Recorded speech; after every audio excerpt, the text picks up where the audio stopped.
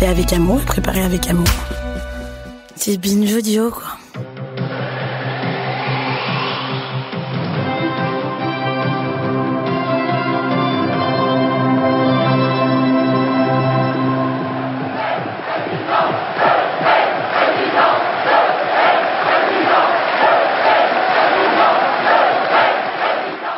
Mes chers compatriotes, bonjour.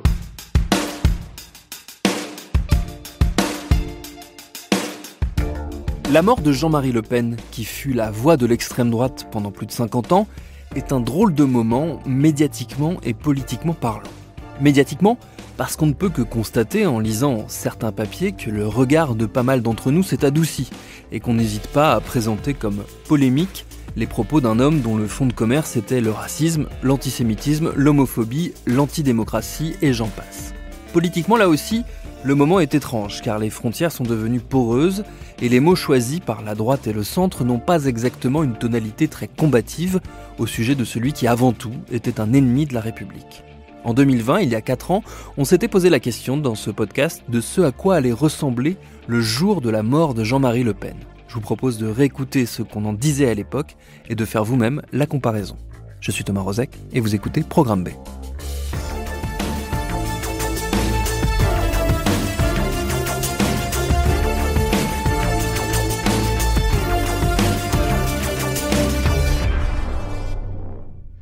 Monsieur Le Pen, je voudrais vous demander très simplement de vous définir. Au fond, à travers votre vie politique, quel homme êtes-vous ?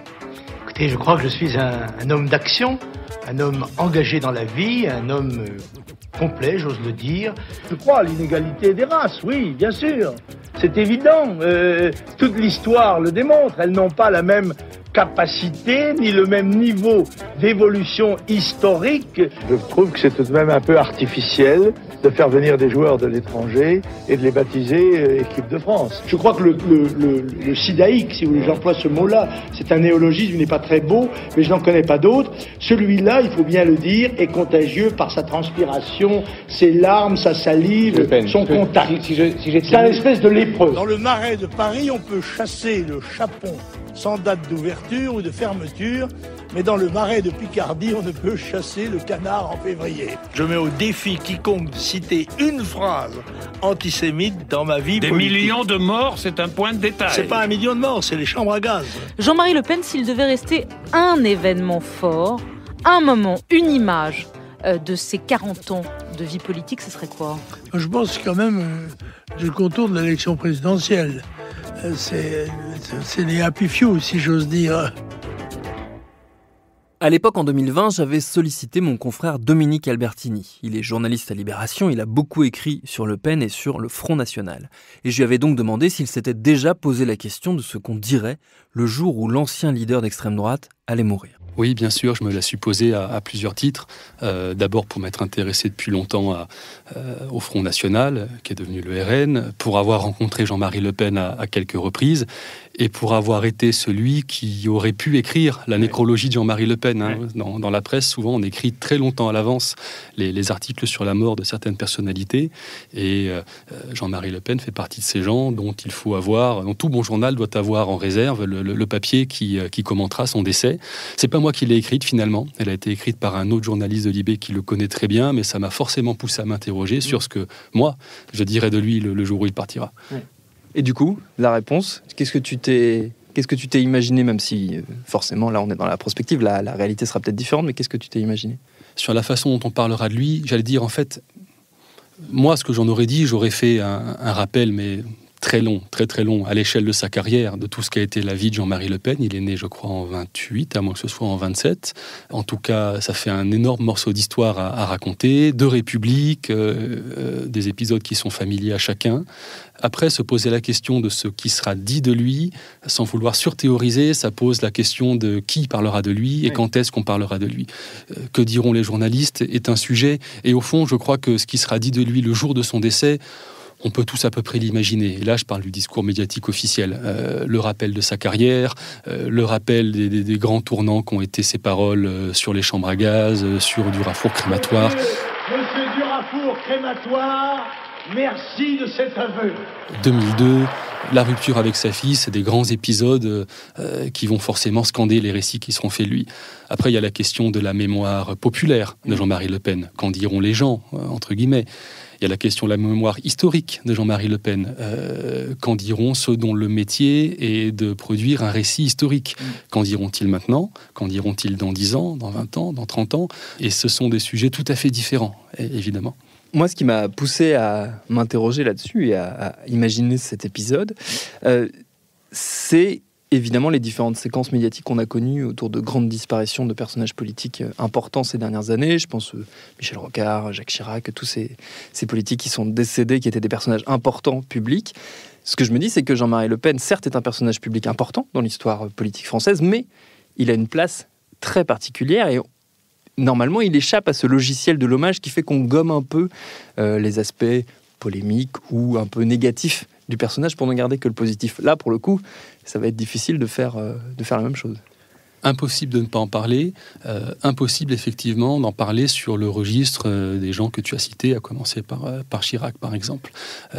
Ça va poser énormément de problèmes. Ça en posera d'ailleurs, là on pense beaucoup aux gens qui ont des raisons d'en vouloir à Jean-Marie Le Pen, ça en posera peut-être d'abord à sa propre famille, et je veux dire par là à sa famille au sens propre et à sa famille politique, qui lui doit à la fois énormément de choses et qui a quand même fini par le mettre dehors. Donc la réaction que je suis le plus curieux d'entendre quelque part, c'est celle de Marine Le Pen et du Rassemblement national.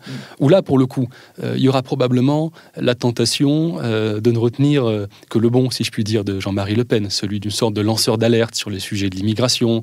Cette parole-là, elle viendra, c'est certain. Ensuite, c'est vrai, Jean-Marie Le Pen, quelque part, s'est déjà éloigné de nous. Il n'a plus le rôle qu'il a eu dans la vie politique il y a quelques années, c'est une évidence. Il est dans une position de commentateur.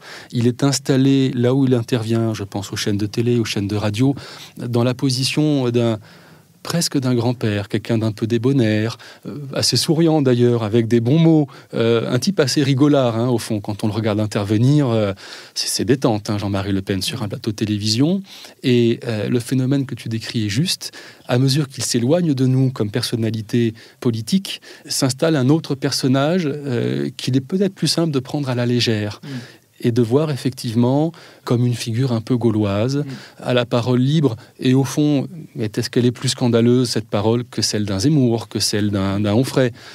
Il y a aussi une égalisation de l'outrance verbale qui est en train de se produire, qui fait que Jean-Marie Le Pen est avalé dans une masse de commentateurs plus radicaux les uns que les autres, et que lui, il nous apparaîtrait presque comme quelqu'un d'assez acceptable dans l'histoire. Oui, il va y avoir cette tentation de l'anecdotisation ou du peinturluraf de Jean-Marie Le Pen en symbole d'une époque où la parole était encore libre. Et quand on aura dit ça, le risque, c'est d'oublier évidemment que Jean-Marie Le Pen, ça a été celui qui a installé au premier plan du discours politique le registre de l'antisémitisme, d'un racisme exprimé de manière extrêmement directe. C'est cette partie-là, évidemment, qu'il s'agira aussi de faire valoir par rapport à la tentation de l'image du bon grand-père. Aussi, ce qui va être intéressant à voir, des personnes ou des personnalités qui, aujourd'hui, utilise un vocabulaire qui ne déplairait pas beaucoup, ne doit pas déplaire énormément à Jean-Marie Le Pen. Je pense à ce terme d'ensauvagement qu'on entend dans la bouche des personnalités au gouvernement en ce moment. Comment ces personnalités-là vont en parler? Ça aussi, ça va être intéressant parce que à la fois le discours a infusé, mais sa personne sera certainement pas revendiquée à ce moment-là. Non, je crois que l'héritage de Jean-Marie Le Pen et sa personne, je ne vois pas qui aujourd'hui a intérêt à le revendiquer. Il est empoisonné, sauf pour une marge très radicale de l'extrême droite elle-même. Il y a un gros point d'interrogation sur ce que dira ou fera le Rassemblement national. Donc non, ce ne sera pas revendiqué, il n'y aura probablement pas d'hommage national. En revanche, il y aura un héritage politique, un héritage dans le lexique, dans la vision du monde, qui lui est amené à rester. Il y a un aspect, par ailleurs, qui est extrêmement déstabilisant par rapport à Jean-Marie Le Pen, c'est que qu'on le connaisse ou pas, qu'on l'ait déjà rencontré ou pas, quel que soit notre degré de connaissance du personnage, si c'est seulement à la télé, on va dire, vu à la télé, on a un rapport qui n'est pas le même qu'avec les autres personnages du champ public.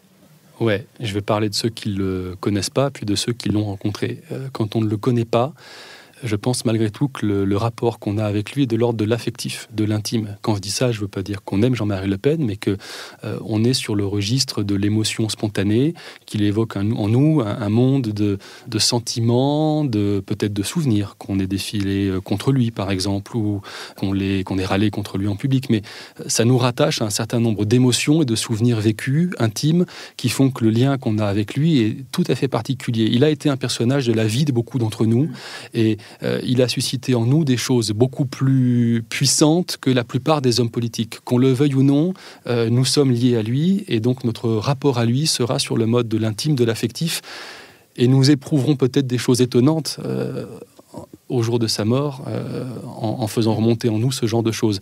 Maintenant, pour ceux qui l'ont approché, ce qui est mon cas et celui de beaucoup de journalistes, l'expérience est toujours troublante, parce que passer un moment avec Jean-Marie Le Pen, c'est souvent passer un bon moment. C'est évidemment curieux de le dire, mais Jean-Marie Le Pen est un personnage sympathique, cultivé, souvent drôle, et on sort d'un rendez-vous avec lui en s'étonnant, en se surprenant à avoir passé finalement une heure intéressante, presque agréable.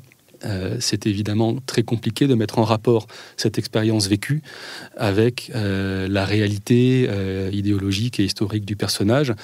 Donc on va peut-être être beaucoup à avoir un peu le cul entre deux chaises, ou en tout cas les idées un peu en vrac au moment d'évoquer sa mémoire. Le dernier élément qui m'interroge, moi, on en a parlé un peu tout à l'heure, c'est comment faire, même si je ne sais pas si on peut faire quelque chose, mais comment faire pour éviter que, à l'image de Chirac ou à l'image de tous ces personnages des années 80-90, dont il fait partie, Le Pen, comment faire pour éviter qu'il devienne une figure de pop culture, une figure sympathique, qu'on cite en référence, qui devient une espèce de mème vivant, on va dire, voilà, qui décorrélé totalement de ce qu'il représente politiquement et de sa stratégie politique et de sa trajectoire politique et de son histoire politique. Ça, c'est une question qui est absolument passionnante, parce que le mot de mème est juste. Jean-Marie Le Pen, avant même son décès, est déjà, dans une certaine mesure, devenu une figure de pop culture. Cette tentation du mème et de l'édulcoration, elle est déjà présente. Elle n'a fait que se renforcer à mesure qu'il a pris du champ par rapport à nous et qui a l'impression qu'on peut en rire impunément. Ça n'a plus de conséquences. Je ne sais pas si on pourra l'éviter. Il faut être assez humble là-dessus. Quand on dit comment éviter que, je ne suis pas sûr que ce soit notre contrôle. Hitler est un personnage récurrent d'une culture Internet qui, sans forcément le mettre en valeur, le fait intervenir. On connaît sans doute la parodie du film La Chute, qui montre l'un de ses coups de colère devant les généraux et qui, en sous-titre, lui fait dire tout et n'importe quoi. Et tout le monde trouve ça très amusant. Est-ce qu'on évitera ça à Jean-Marie Le Pen ? J'en suis pas certain. Est-ce que ça peut contribuer à le rendre digeste, voire intéressant pour une partie de la société qui aurait pourtant pas du tout adhéré au discours qu'il a tenu pendant sa vie ? Oui, ça c'est possible. Comment on fait ? Information, éducation sur la réalité du personnage, de ce qu'il a représenté, travail rigoureux sur l'histoire de la part des journalistes et des historiens, mais quand même l'humilité de reconnaître que ça n'est pas tout à fait entre nos mains. Outre les journalistes, forcément, les chercheurs et les chercheuses vont être sollicités pour commenter la vie et le parcours de Le Pen. Et parmi les voix qu'on entendra, il y aura certainement celle de l'historienne Valérie Higounet, à qui j'avais également demandé en 2020 si elle pensait qu'à la mort de Le Pen, on retiendrait le personnage médiatique, bruyant, outrancier, ou réellement le personnage politique.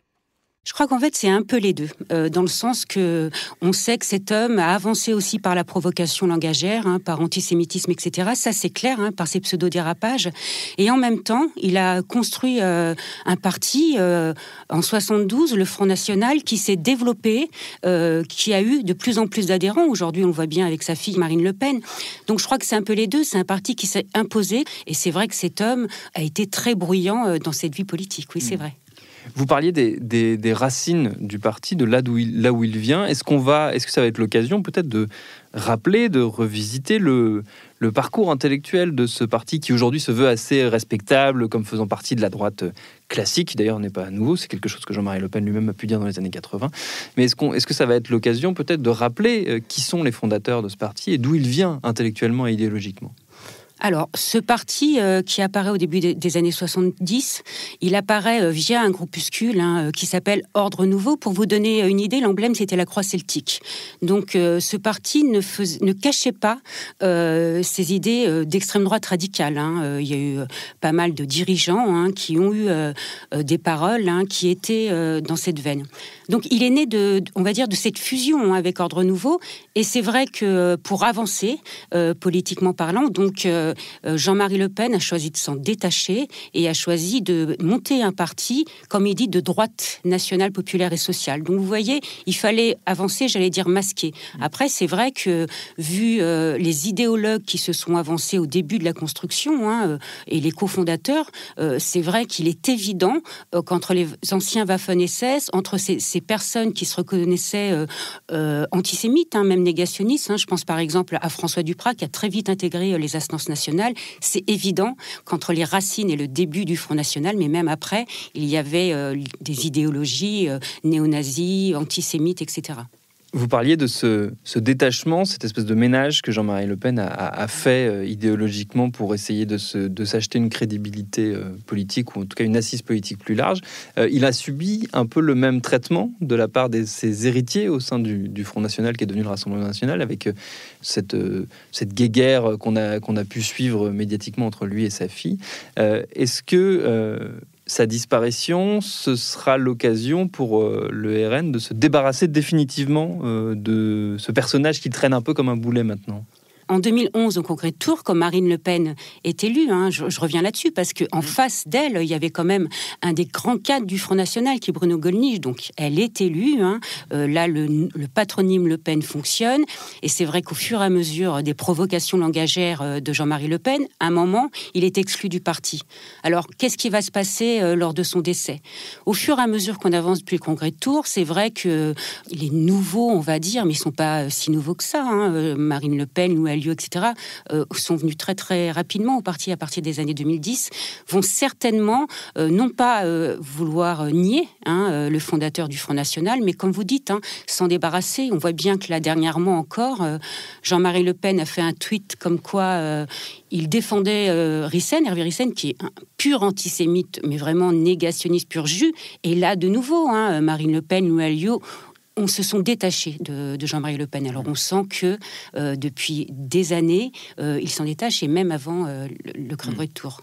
Mais malgré tout, est-ce qu'il n'y aura pas la tentation pour certains cadres du parti de rappeler, d'entretenir la mémoire d'un personnage auquel les électeurs, en tout cas une partie de l'électorat du Front National, l'électorat traditionnel du Front National, est attaché ? Je pense à Bruno Gollnisch, par exemple, qui a été très très présent dans la vie du Front National.